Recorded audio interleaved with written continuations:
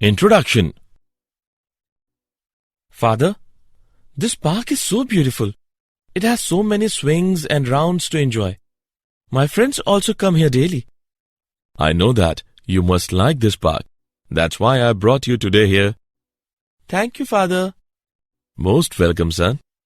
Suddenly, earthquake occurs. Are you all right, son? Yes, Father. I'm okay. May I ask you something? Yes, sure. How earthquake occurs? And how can it produce so much destruction? When sliding of the plates occur in the interior of the earth, it causes earthquakes. The shock wave from this sudden movement come to the surface.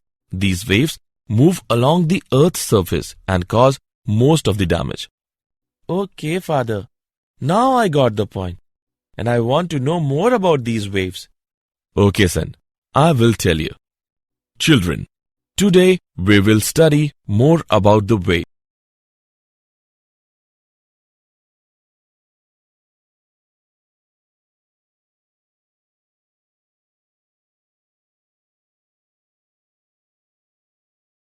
Objectives. At the end of this lesson, you will be able to define wave motion, differentiate transverse and longitudinal waves, evaluate displacement relation in a progressive motion, calculate speed of a traveling wave, understand superposition of waves, know about reflection of waves, define stationary waves, understand beats, analyze Doppler effect.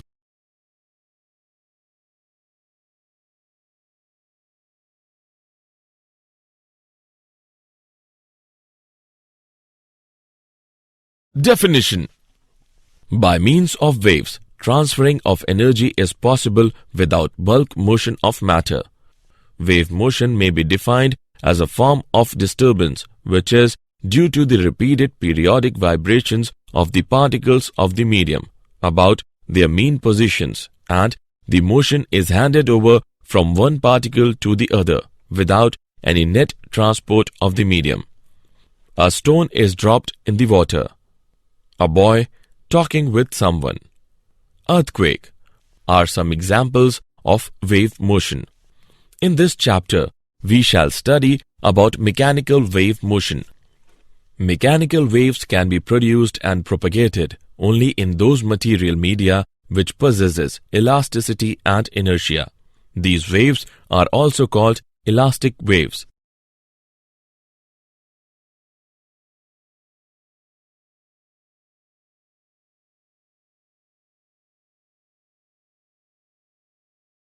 Transverse and longitudinal waves. A transverse wave is the wave in which all the medium particles perform simple harmonic motion about their own mean equilibrium position in a direction perpendicular to the direction of wave propagation. Longitudinal wave motion is that wave motion in which the individual particles of the medium execute simple harmonic motion about their mean positions along the direction of propagation of the wave.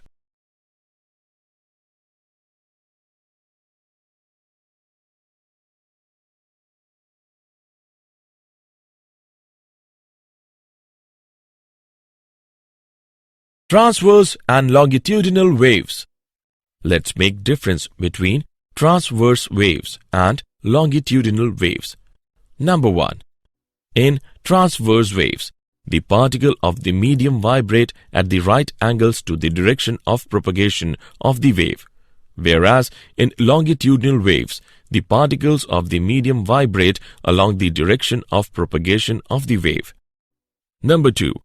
The transverse waves travel in the form of alternate crests and troughs. One crest and one trough constitute one wave, whereas the longitudinal wave travel in the form of alternate compressions. One compression and one rarefaction constitute one wave. Number 3. Transverse wave can be formed in solids and on the surface of liquids only, whereas longitudinal waves can be formed in any medium. Number 4. When transverse waves propagate, there are no pressure changes in the medium, but when longitudinal waves propagate, there are pressure changes in the medium. Number 5.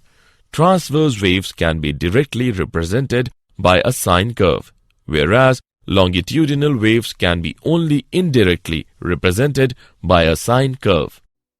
Number 6. Transverse waves can be polarized, whereas longitudinal waves cannot be polarized.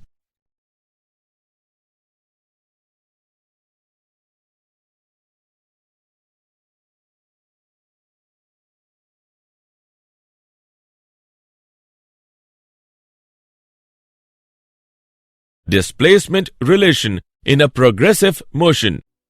A displacement time function at every instant gives the shape of the wave at that instant. It also describes the motion of the constituent of the medium at that location. A sinusoidal traveling wave is then described by y is equal to a sine kx minus omega t, where y is equal to displacement as a function of position x and time t.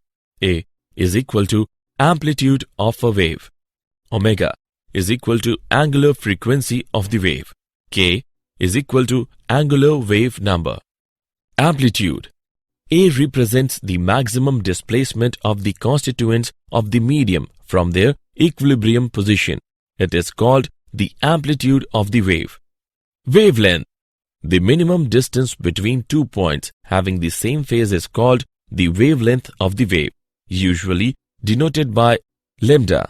For simplicity, we can say that the wavelength is the distance between two consecutive crests or troughs in a wave. Period. The period of oscillation of the wave is the time it takes for an element to complete one full oscillation.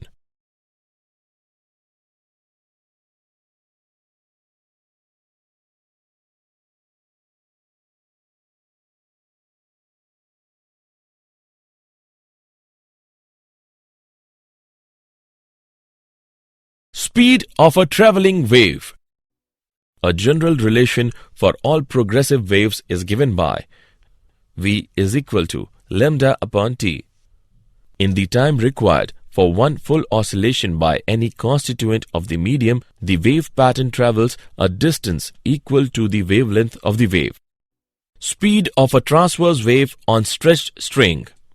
Suppose a string is stretched between two rigid supports. If the string is slightly disturbed by plucking, it is observed that a hump travels with a definite velocity along the length of the string. The velocity with which the hump travels depends on the tension and mass per unit length of the string. The velocity with which a disturbance travels on a stretched string is given by c is equal to under root t upon mu, where t is equal to tension in the string. Mu is equal to mass per unit length. Now, a string fixed at one end is stretched by hanging a weight from its other end.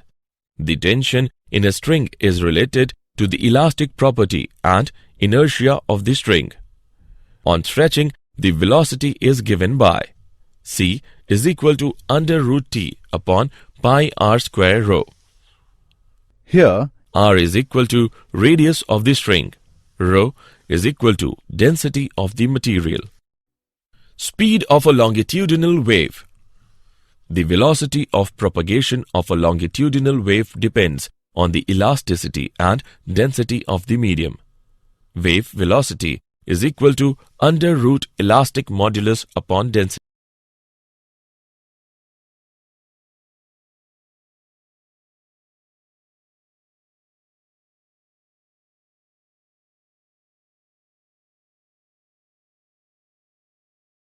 Principle of superposition of waves.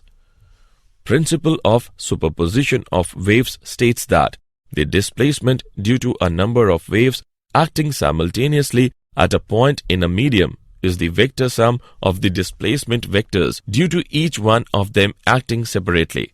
Let us take an example. Consider two pulses approaching each other.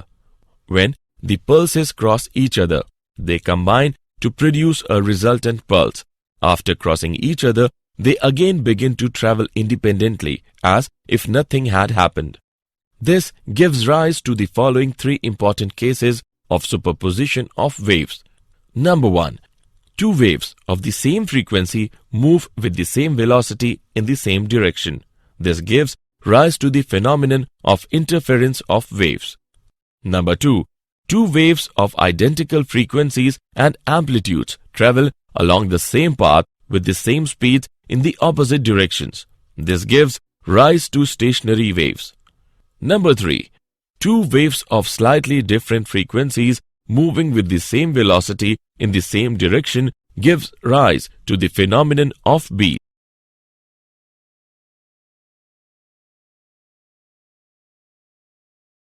Reflection of waves.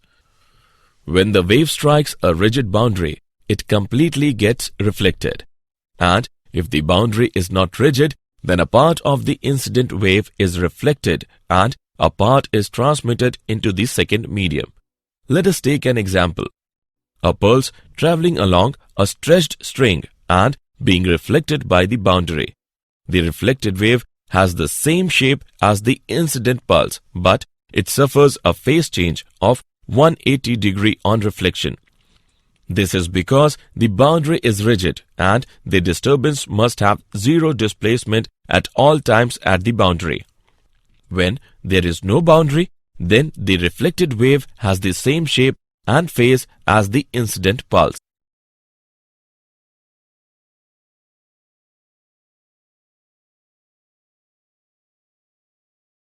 Stationary waves. The resultant wave formed by the superposition of two similar progressive waves traveling in opposite direction is called a stationary wave. Antinodes. At some points, the displacement is always maximum compared to other points. These points vibrate with maximum amplitude and are called antinodes. The separation between successive antinodes is lambda by 2. Nodes. At some points, the displacement is always zero. These points, which are always stationary, are called nodes. The separation between successive nodes is lambda by 2. It is observed that the separation between a node and adjoining antinode is lambda by 4.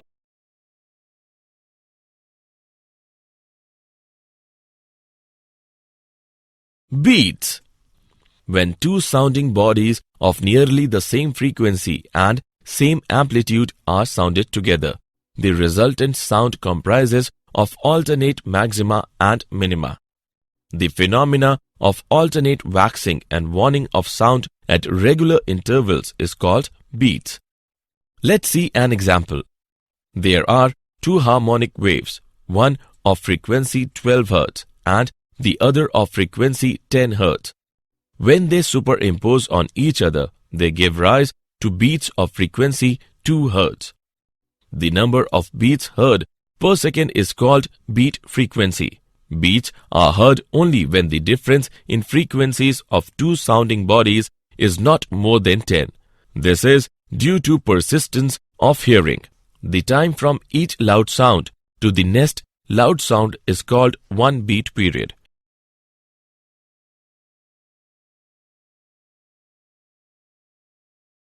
Example. Let's take an example of beat. A tuning fork and an air column at 51 degrees Celsius produce 4 beats in 1 second when sounded together. The same tuning fork produces 1 beat per second when the temperature of the air column is reduced to 16 degrees Celsius. Determine the frequency of the tuning fork. Let's see the solution. When the temperature of the air column is decreased, the speed of the sound in the air column is decreased. Since V is equal to U divided by lambda, therefore V is decreased. Since the number of beats per second is less at lower temperature, therefore we conclude that the frequency of the air column is higher than the frequency of the tuning fork. Let V be the frequency of the tuning fork. Then at 51 degrees Celsius, the frequency of air column is N plus 4. At 16 degrees Celsius, the frequency of the air column is N plus 1. On calculating the given values, we get the frequency of the tuning fork is equal to 50 Hz.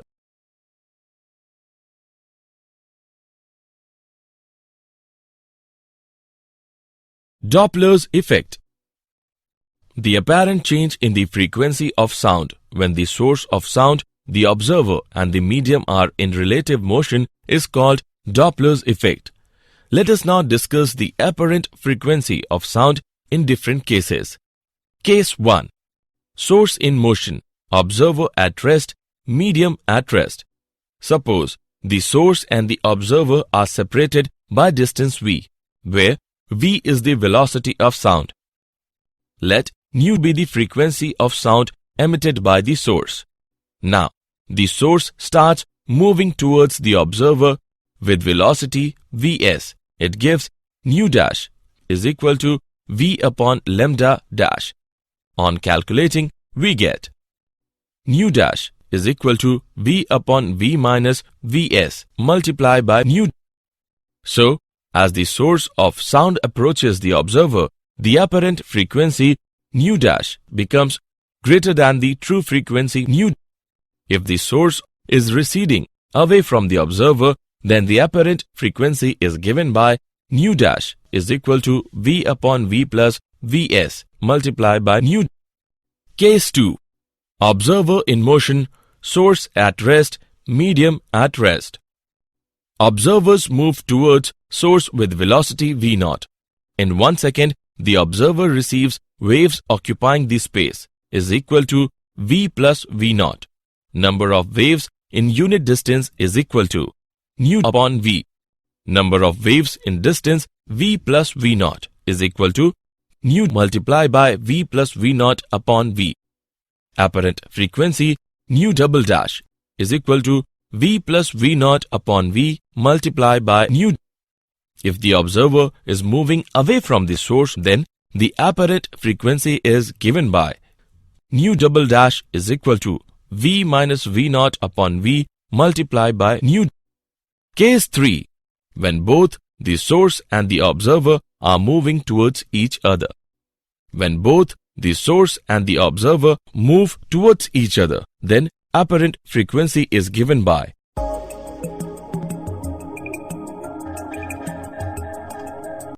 nu triple dash is equal to v plus v0 upon v minus vs multiplied by nu.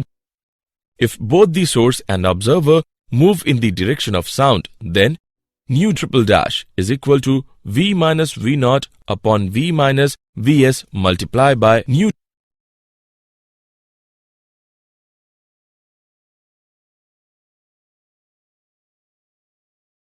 Did you know?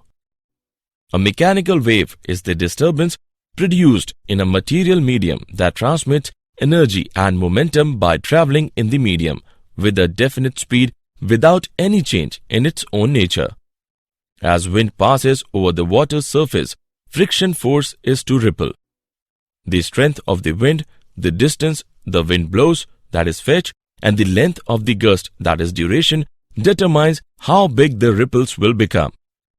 During storms, the combination of low air pressure and onshore winds may produce a storm surge that raises the water level at the shore many meters above normal sea level.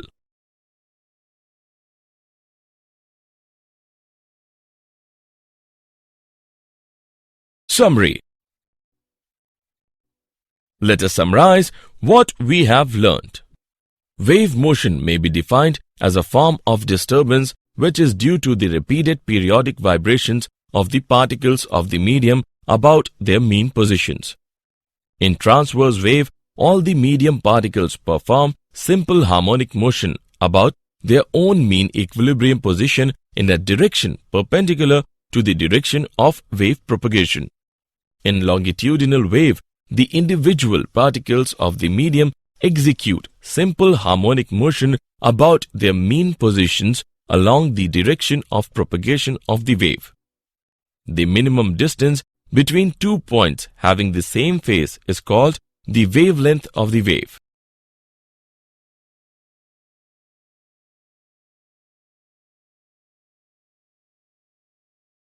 The velocity of propagation of a longitudinal wave depends on the elasticity and density of the medium.